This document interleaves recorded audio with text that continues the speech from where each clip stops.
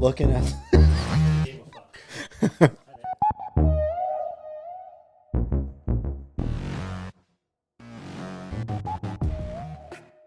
And we're live.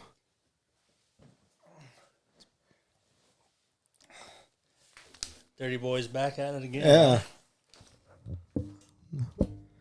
It was good back to be in the old hot seat, huh? When someone asks for a podcast, we're going to give it to them, huh? Yeah. They've been asking for it. So I think it's the wait is over. Yeah, I think it's only time to I'm glad we got coffee today too. Has it been messing with you in a while? No. I've been really trying to so Ohio. I went to Ohio a couple of weeks ago. You know when you tell yourself like, hey, you're gonna go off the bandwagon for a little bit? Mm-hmm. Every day. There was no wagon. It's just you go to the first restaurant because you can't cook, so you have to go to the restaurant to eat, and it's like, okay, I'll have some chips. Then it just snowballs and you just completely lose sight of where you want to be in life. Chips are always the catalyst. Is catalyst the one thing that makes it worse? Yeah. Okay. Chips. You go to a Mexican food restaurant. It's fucked. The chips. Next thing you know, you're eating a fudge sopapilla. We went to in Ohio too. There's no Mexican I don't know why we went to. Now that I'm thinking about it, I think we only went to it because I was there. Now that I actually think about it, I don't know why we went there because going to a Mexican food restaurant there is like the equivalent of going to like a Taco Bell here for Mexican food. It's bad. The food is not good. And I got beef fajitas. I was like, yeah, I'd be safe. I got some fajitas and it just fucked me up. Just bad food all the way around. But that led to like ice cream the next day and then like snacks the next day. And just, so I'm trying to get back into in the old routine. A fruit roll up falls in your pocket. Yeah. Start eating vegetables again. Yeah. Before we go into that, I just got back from Massachusetts and over there, the main food they want to give us is barbecue. They think we love barbecue. So, and we actually don't really like barbecue at all. So it's natural to think we do. But what was the barbecue like? The place ended up being closed, but it was like, hey, we're gonna get you some barbecue before you die, pretty much. Isn't that funny? But I think we ended up having pizza, and do pizza real well. They do a lot of things real well, but that's always the thing is like Mexican food. You gotta mess them up, and then barbecue's gonna be too dry or whatever. And like Texas is known for the Mexican food and barbecue. What are the northern states known for? Mac and cheese. Seriously, there's not like pizza. Is it really pizza? Like New York, like New York, pizza. Yeah. North pizza. Yeah, but that's one state. Some of those places, the environment is suited for certain breads, so you'll never eat a bread that's gonna taste the same. Here, I don't know if it's humidity or what is like the perfect conditions for that kind of thing. The perfect amount of glyphosate. Yes. And pastas are different. Are different or just more? I think better. I think better, but it depends on what the culture lives where too, because these states are becoming smorgasbords of culture. So like, it might not be like, oh, this is the best of this. A person from Texas could move somewhere and start a company. And that's the beauty of it. Like if you go to a place now, even in another country, you have like Thai food and you have this and you have that, because that that's missing from that area. So you're always going to catch all these different foods in different places. It's like a piece of the puzzle almost. Yeah. I don't know of any other state, and it's probably just because I live in Texas, but I don't know of a state that's as proud. I shouldn't say that. Like I know like Louisiana, they got like the Cajun food. But I feel like it's more prevalent. Like the strength of Texas is more, you know what I mean? Like the food's just more prevalent here. Like people from other, like when you go to another state, people are like, oh, they got good food in Texas. You don't hear that, like someone that moves from another state to Texas, you don't ever hear them say, you need to go back to Nebraska and try the food. And try the trout. It's great. You know what I mean? Yeah. And we were watching some, trash TV on Netflix. And this couple was in Texas and they bought some ribs, and she's like putting her fingers on there, and the guy's kind of doing the same. They're like, we've never had ribs before. And you just think everybody has, but they're in Texas and they're trying to, show that they're in Texas by eating these ribs. But it's like, it's so foreign. They're like, how do I eat it? It's weird. I think, speaking of Texas is going to be completely different in the next 10 to 15 years. So have you given this thought, any more thought about moving to Tennessee with us? We got to tell, well, you're spreading the secrets now, but why are we moving to Tennessee? Because Texas is going to become the next California and the next, if I put my economics hat on, I'm scared to know what that hat is. If I put my my economics hat on and look into the future, in the next 10 to 15 years, Texas will be overrun by Californians.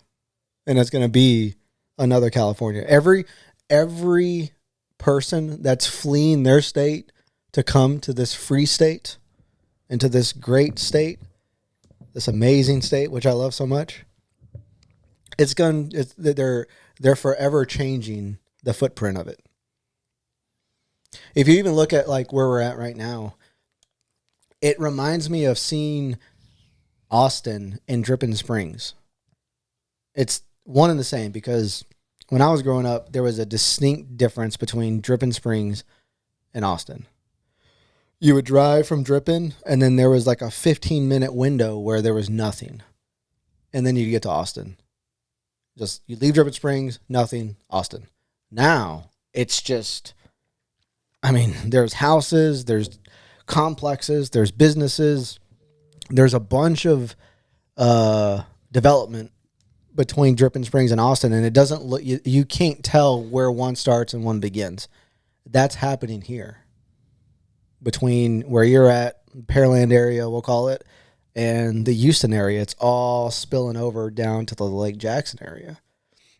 And it's going to turn into an expensive place to live, overcrowding. Look at your freaking subdivision, going out of your subdivision right now. It's crazy. Yeah. And they're building more houses.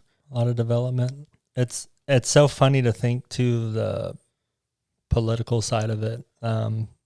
So many liberal people moving to a place because they like the economics better. Yeah.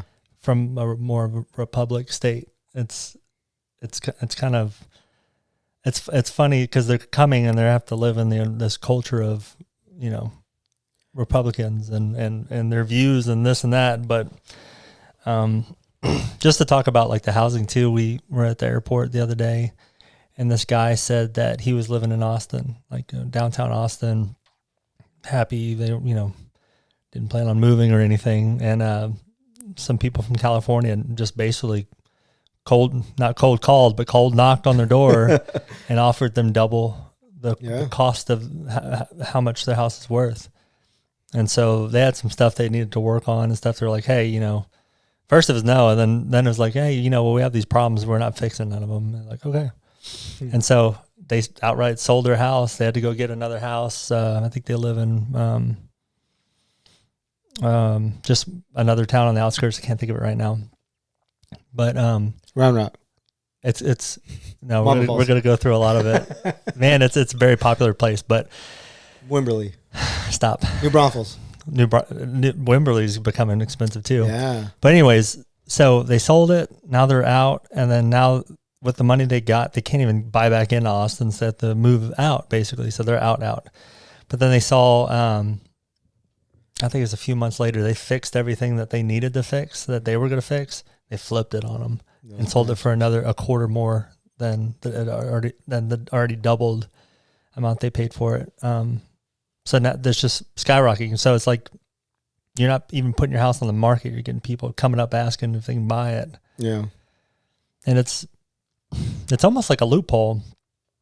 You can go have this.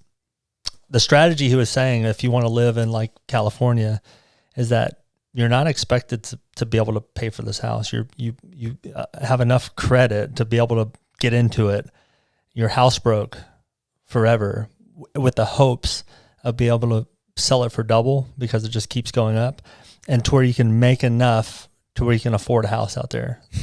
That's the model to live in, and unless you go in there and you already have money. But so that's the model. So people have done this, did this risk to be able to afford this house, and then they grab this big chunk of change and go to Texas, which is the loophole part, where you can afford, double 200-300 acres with a nice house on it. And there's I feel like there's some propaganda now, like with social media. It's like everything I'm seeing is like, there's like, would you live in this house in Texas? Like, would you? But it's like this perfect modular house that's overlooking a lake, and it's like, and it says how much it costs, like maybe $500,000 or $600,000. It's not like the millions of dollars so it's like almost encouraging people to move there. It's been a long time coming. I remember being in middle school helping my dad. My dad was a HVAC. He owned his own HVAC business. So we went to these new developments in the middle of like Dripping Springs in the Austin area before it is what it is now. And we'd always ask the people like, hey, where'd you move from? And they'd always be in the tech industry, and they moved from California, and they would sell their 800, 1,000 square foot little condo for $700,000-$800,000, and then spend $200,000 for a big ass house in Dripping Springs. They've been doing it for a long time, but I feel what made it more popular is Rogan. Yeah, he's making it more. He always brags about how many people he's getting out there, and then those people, like, he gets people to move out there, and then the people he gets to move out there, they get people to move out there. So it's just more and more people. And all these, they always talk about like leaving Hollywood, right? And like, we're leaving Hollywood. We don't need Hollywood. We can do our stand up here. Texas is becoming Hollywood now because all of Hollywood, not only comedians, but it's all these actors and corporations. Yeah, corporations are moving to Texas. And Texas is going to be forever changed in the next, and I'm not saying I'm not being a Debbie Downer.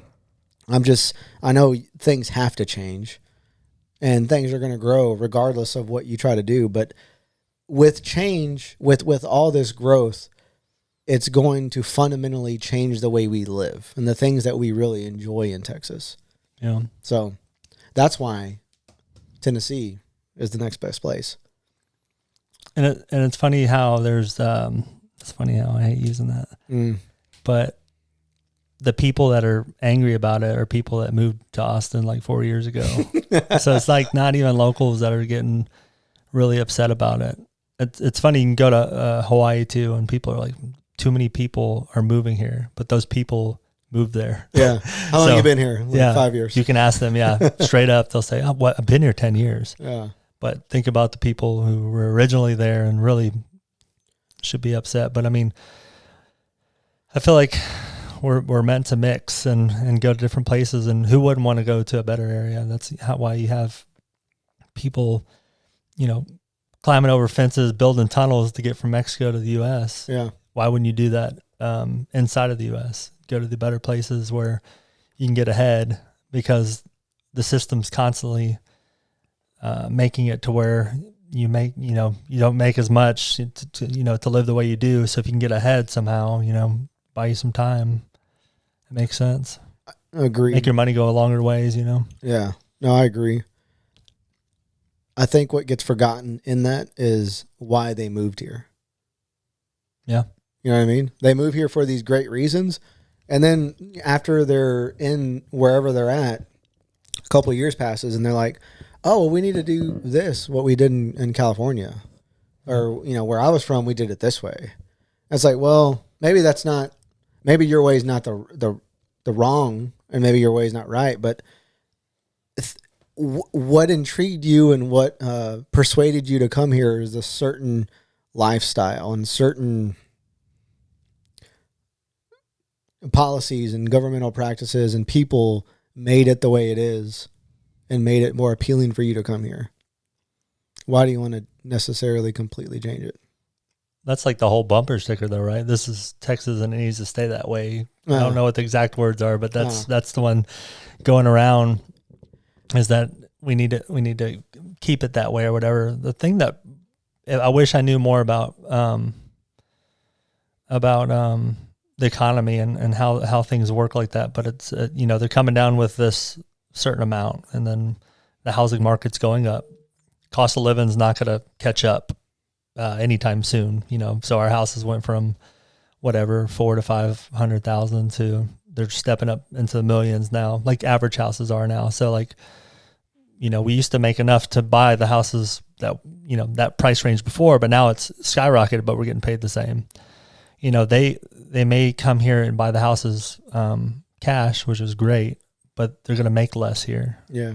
So, pay your house off, that's great. And they just get a job, or all these remote jobs. They may even be still working from California or whatever, but there's a loophole there. You could, and I think some people do it too. They live in Texas, but work out of California, but, make that money out of California, but, and do some fuckery with, their address or whatever. But it's a thing. Yeah.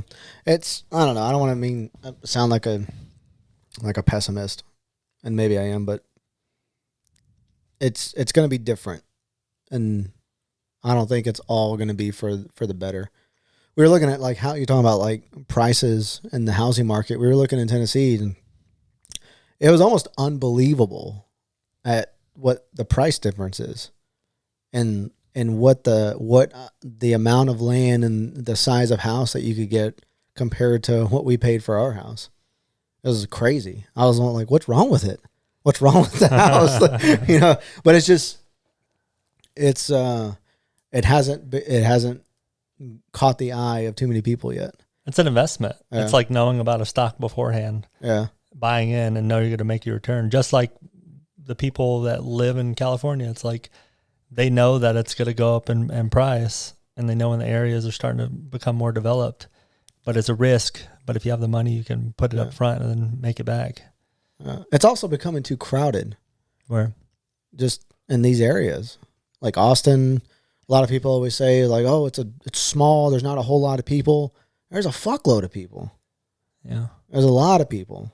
People always say traffic's not bad compared to California. That's your perspective. That's like saying like,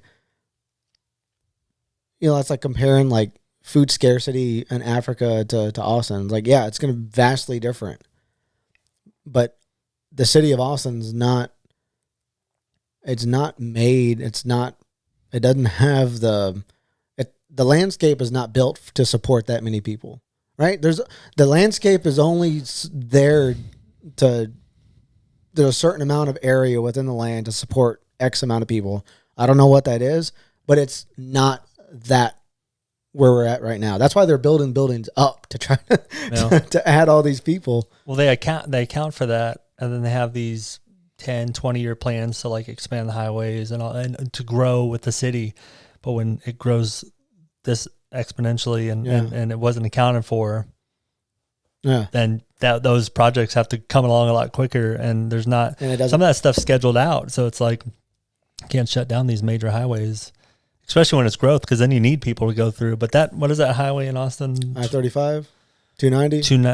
Is it 290? Well, I'm thinking 220, but I don't think that's right. There's like what's the one that's always backed up at like I-35? Noon? I-35 is the main trunk that runs through I-35, goes through downtown, and that's the one like there's I-35, there's 290, and then there's 183. Those are like the three arteries that surround Austin, and it probably doesn't seem like bad traffic if you move from LA or a big city, but it's bad. I can remember, when I was in my early 20s, there was no traffic, and now I drive through there, it's fucking insane.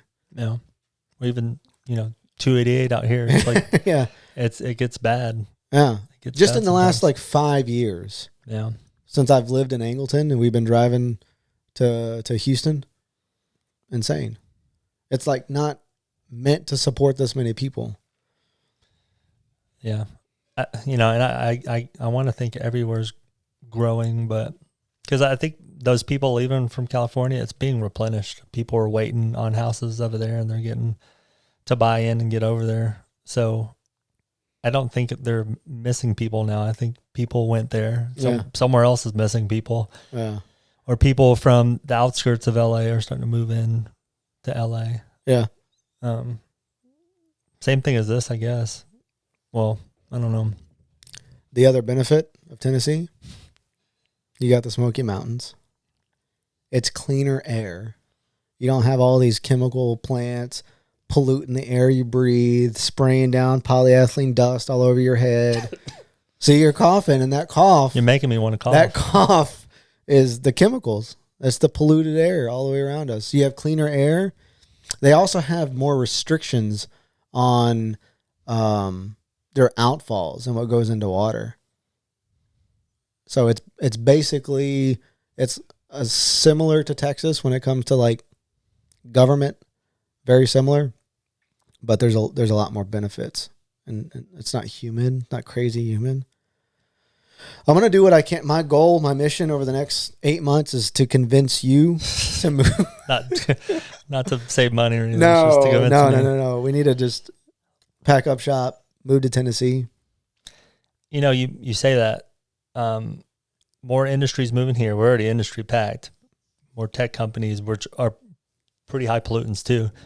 But then that stuff's going to move to Tennessee too. And eventually. And then you know all these. We'll come back to Texas when that happens. Different regulators are letting shit pass, letting shit slide. Yeah. Stuff like that. So who all did we get so far? Tesla. I think people are saying, Twitter's coming over here now. Supposedly, that's a rumor. Samsung's building a huge factory. Which we have Samsung already in Austin. Yeah, but they're pretty building big one. They're building a huge one. Okay. I don't know if it's Samsung. It might be Samsung. And maybe another one, but I know there's a huge one out there already that like you pass by, it's like pretty. That's where it's the company that's going to be making all the new chips.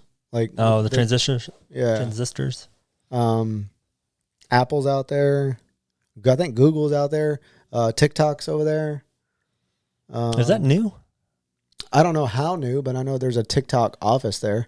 Yeah. Dell has been in Round Rock for a while. That's not necessarily Austin, but it's been there for a while. There's a lot of big places out there.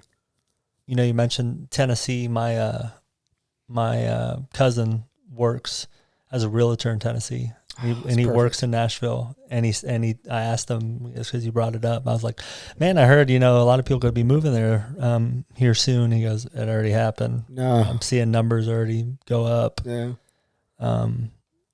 Because you always say that it's like, it's a buyer's market, seller's market right now. Seller's market. And I was like, realtor. He's like, yeah. But he looked, it's hard to keep up out there. But so it's already happening. So this is buying the penny stocks right now. Not to say it's that cheap to go out there, but it's like you wait any longer, it's gonna rise.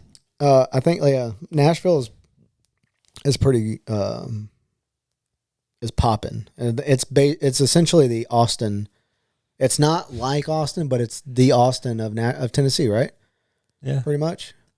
But Knoxville, that's where it's at, buddy. That's probably where it's kind of still calm. Yeah, we got time. Because that's not as cool as Nashville, right? No, Knoxville's like I think it's like Clute. Yes, it's like the Clute of Houston. No, it's not. It's a lot prettier. It's probably the Houston.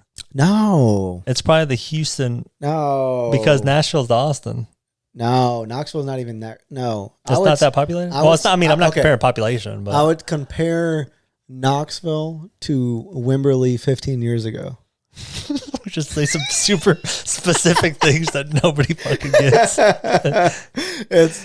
It's that. It's Wimberley if it got with a man and it didn't work out. They end up getting a divorce and he's paying alimony.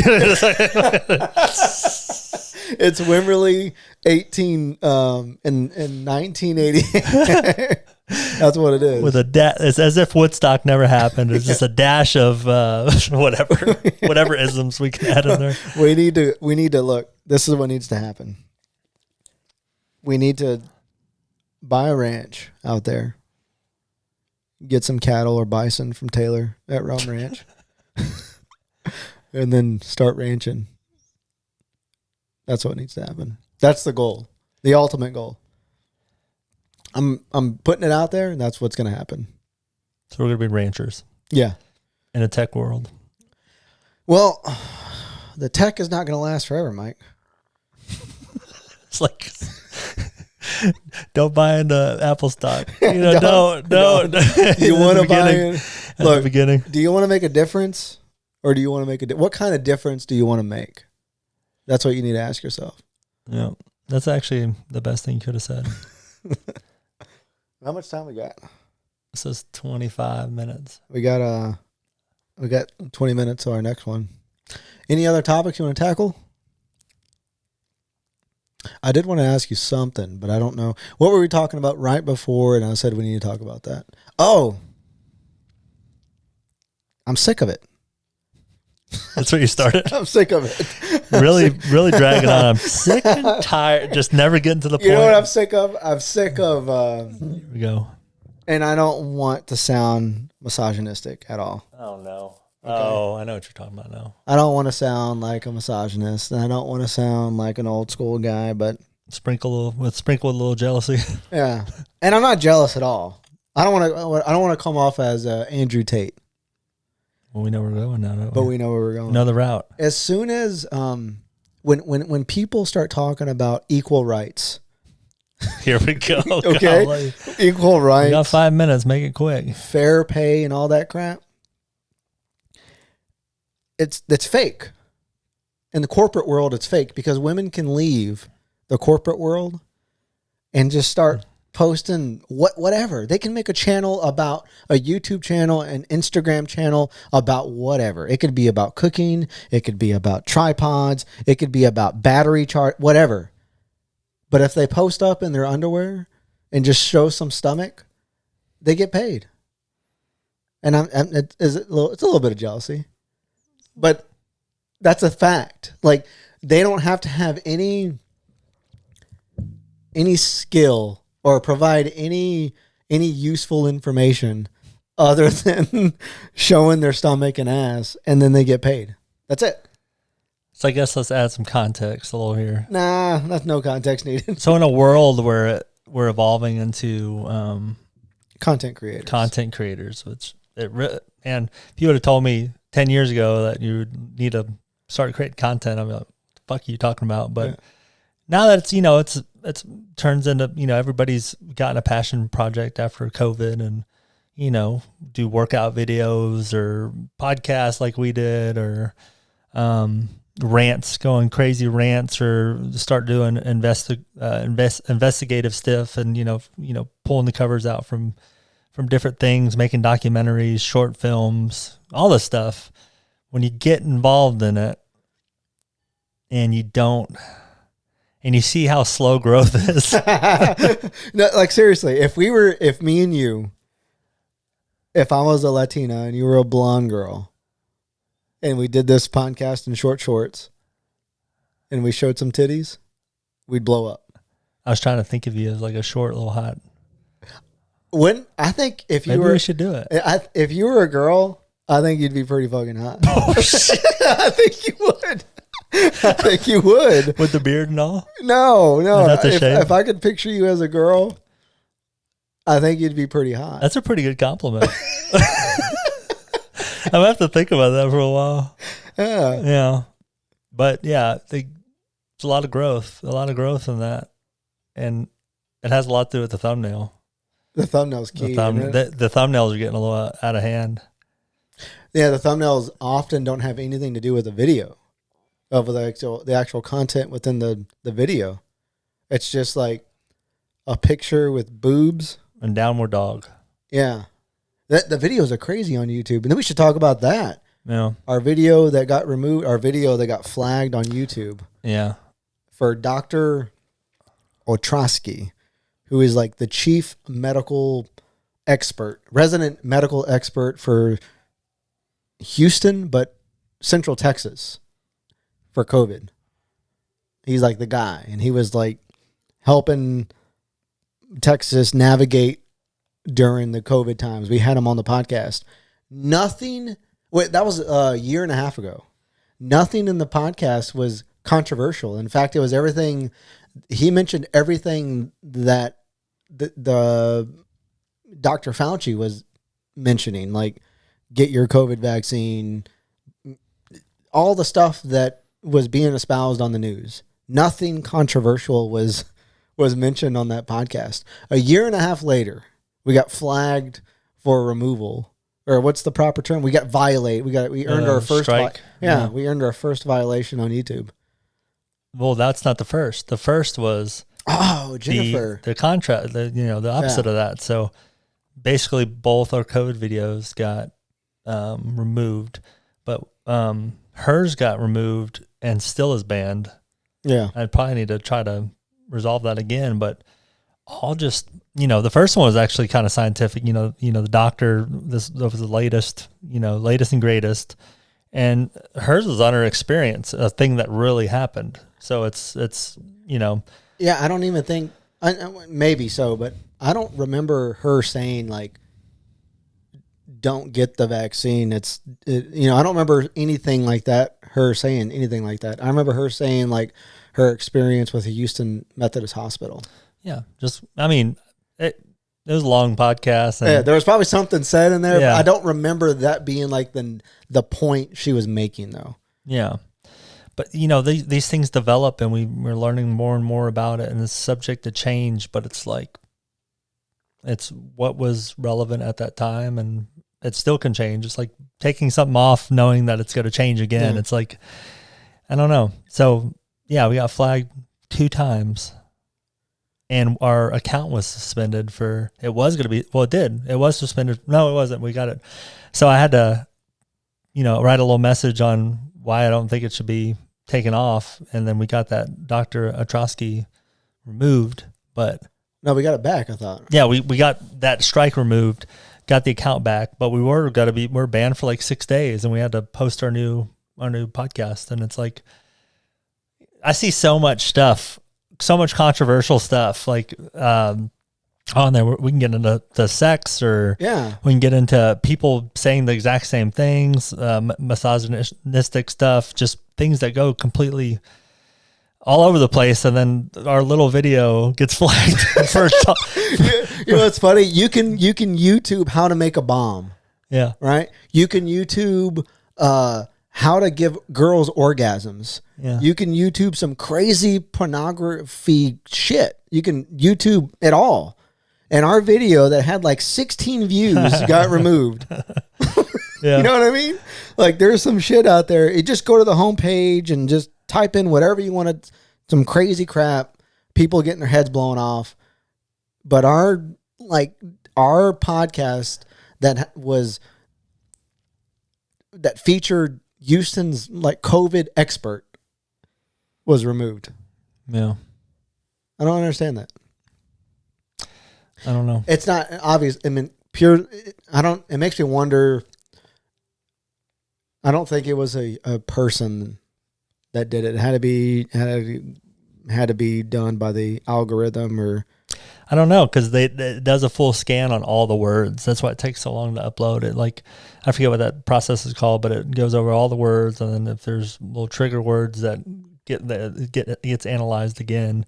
And so that's why, the copyright thing comes up. It looks for songs and stuff like that, but I think it looks now for conversations too. So if it were to be done by YouTube, then I think it had to have been someone that didn't like it and then reported it.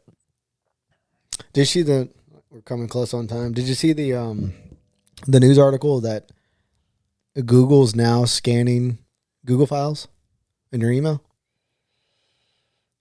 I heard that was the direction they were going, but it doesn't need approval, like in your settings. I don't know. I just noticed it in my account. And elaborate it. What do you mean? So they can actually, and I think there was a case of somebody who got his Gmail, his phone locked out or something. He couldn't use his phone. He got locked out because him and his wife were sending pictures of their kids back and forth. And I think he was taking a picture of his kid in the shower, like the baby, and it was a naked baby. And I think he got flagged for child pornography. So he couldn't get his account back. But Google's now scanning every file within your Gmail account. And even like on Google Drive, when you share stuff on Google Drive or you store stuff, they're scanning that now. So this is all coming, shed light on, me. When, remember I was reading that book, Homo Deus? Talks about the future of humanity. It talks about that, like Google being so powerful with all of the built up data that like it could go through your messages, in certain, emails, whatever, and compile all that data in a matter of, a couple minutes or seconds in the future and determine, like, if you're on a dating app, it could like read through all your conversations with, like, if you're like deciding between two people, like, and give you a percentage of like how likely you are to have like a meaningful relationship with one person and how likely you're picking someone just for like the attractiveness. It's like, it's just having so much data to be able to like make decisions off of, but it does talk about that they're in the process of trying to scan through every possible thing. It's accounting for like your health apps.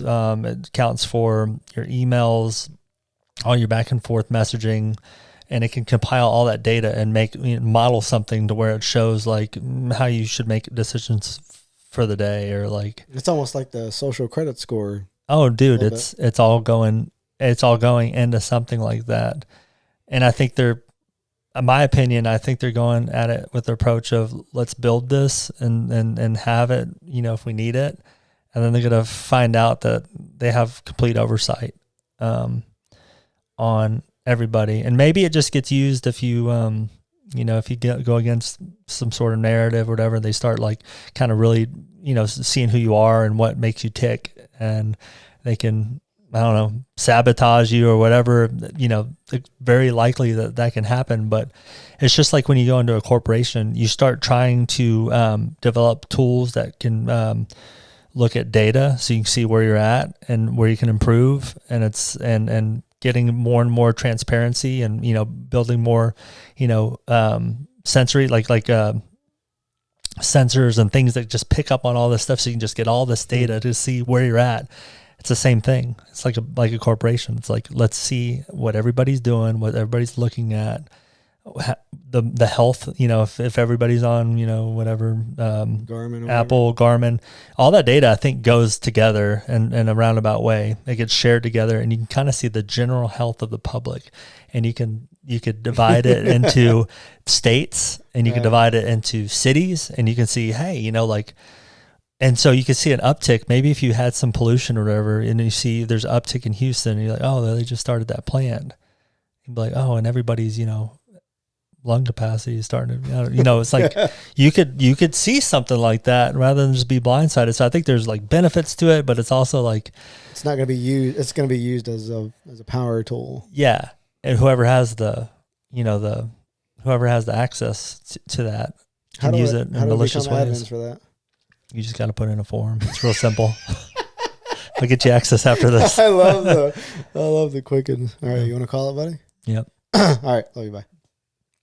Donna. Oh.